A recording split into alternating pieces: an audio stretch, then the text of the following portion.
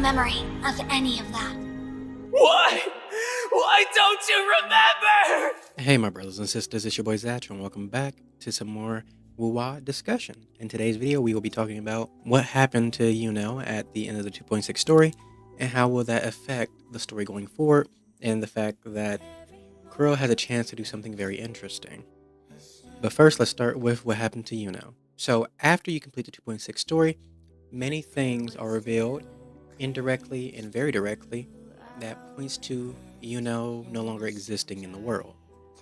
Honestly, I feel as though they could have taken this a little bit further and just made it a little bit more obvious for people by having a secondary arc for the entire event ready, one with Yuno in it and one without. Once you complete the 2.6 story, she just gets removed from the game entirely, which I believe would be a lot more interesting and make it a lot more apparent for some people. Because while some people who were paying, really close attention to the story have noticed that Yuno is missing, other people probably still don't realize it yet. Even after we finally beat the false sovereign, when Augusta is talking about all the people that have helped her get to the point where she's at, Yuno isn't there.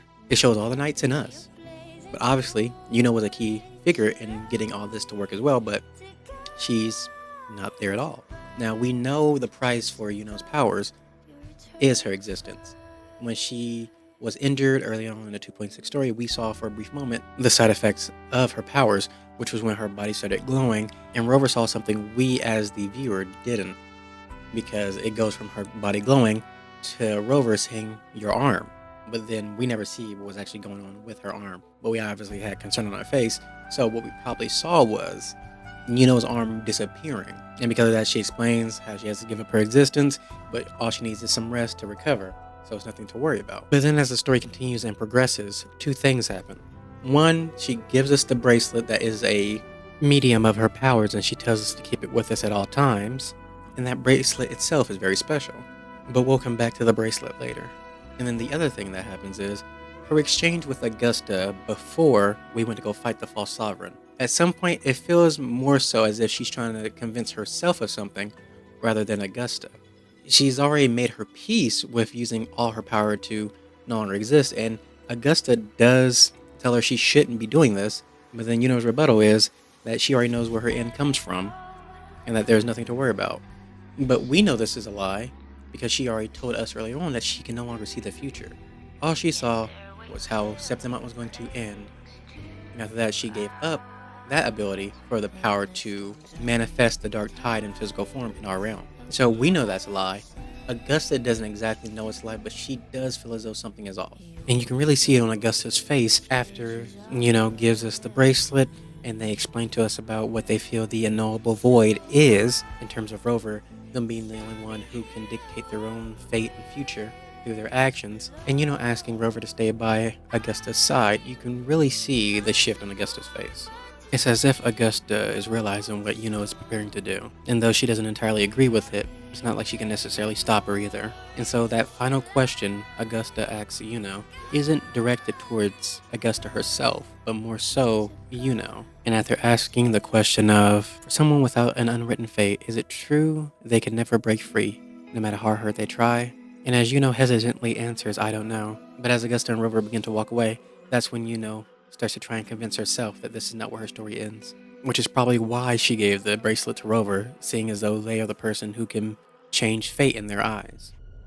And in doing so, Yuno gave Rover the burden of remembering. When I say the burden of remembering, I'm thinking of ReZero with how Natsuki Subaru is burdened with all his memories from all the alternate timelines he experiences. If you have never seen ReZero, the main character's name is Natsuki Subaru, and they have the ability Return by Death, which pretty much allows them to die and come back at a specific point in time, similar to a game quick save, but he can never pick where the save is going to happen.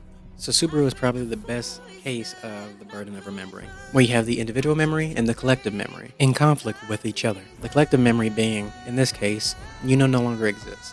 Nobody knows anything about her. That person never was born or did anything ever. But on the other hand, you have the individual memory, which in this case is Rover, who remembers that timeline where Yuno existed. And so in the next part of the story, Kuro can do something very interesting with this concept of individual memory versus the collective memory. If they really want to push it, they can have it seem as though Rover is actually going crazy over the fact that Yuno no longer exists and they're the only person that remembers them. Rover's over here trying to talk about this person that was an integral part of us beating the false sovereign, but nobody seemingly knows what Rover is talking about. I mean, in game, we literally saw Yuno's last moments. As she fired that arrow, a tear fell down her face because she knew that was her end. And then shortly after, Augusta hears Yuno's last words, which are, "Go chase your fate, Augusta." And then after that, Yuno no longer existed to anybody else other than Rover.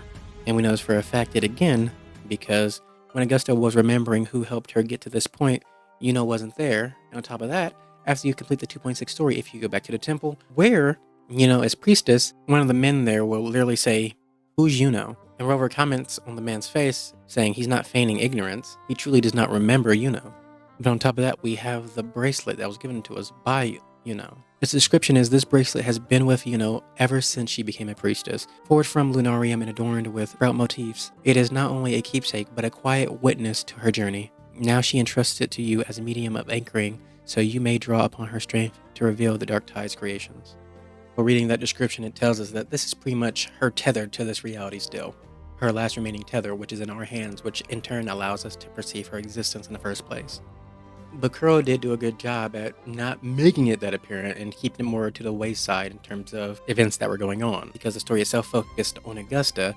The very ending parts show Cristoforo pop up, and on top of that, Galbrena as well. So they put all this in front of us to further detract us from Yuno's existence being erased, so that they can have a bigger impact with this knowledge being revealed in the second part of the story. Now, after seeing how they handled Frolova, even though Yuno is the next summonable character, that does not mean she will not be, for lack of better words, still gone, even though she is a playable character. We don't know to what extent she will be saved. Will she have a fully physical form again in the world we know? Or will she simply just stay as a power source that Rover can call upon, using her bracelet as a medium to allow her to use her powers in our realm? We do not know, but again, Kuro has the chance to do something very interesting with the story, and I can't wait to see how it all unfolds. But anyways, yeah. I hope you enjoyed the video. I hope you learned something new, and I will see you on the next one. I love you guys, and bye-bye.